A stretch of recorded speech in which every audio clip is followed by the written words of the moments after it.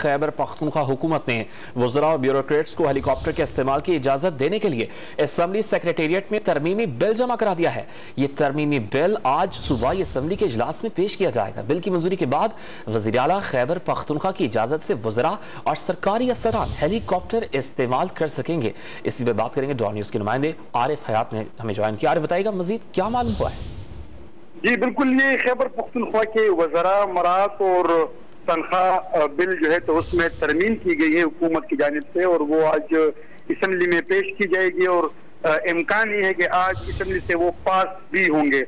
इसमें तरमीम ये है कि वज़ीर आला सरकारी अखराजात पर एयरक्राफ्ट या हेलीकॉप्टर इस्तेमाल कर सकेंगे, और वज़ीर आला को ये इख्तियार भी हासिल होगा कि वो मार्केट से एयरक्राफ्ट और हेलीकॉप्टर किराए पर भी ले सकेंगे। इसमें तीसरी तरमीम ये की गई है कि वज़ीर आला की इजाजत पर जितने भी वज़रा हैं और सरकारी अफसरान हैं तो वो भी हेलीकॉप्टर इस्तेमाल कर सकेंगे। ये तीन तरामीम जो है तो ये खैबर पख्तूनख्वा के वज़रा मरात और तनख्वाह बिल में तजवीज़ की गई हैं। आज इसको असम्बली सेक्रेटेरिएट में जमा कर दिया गया है और इम्कान ये जाहिर किया जा रहा है कि आज इसको पास भी किया जाएगा। इसमें तीन तरामीम हैं।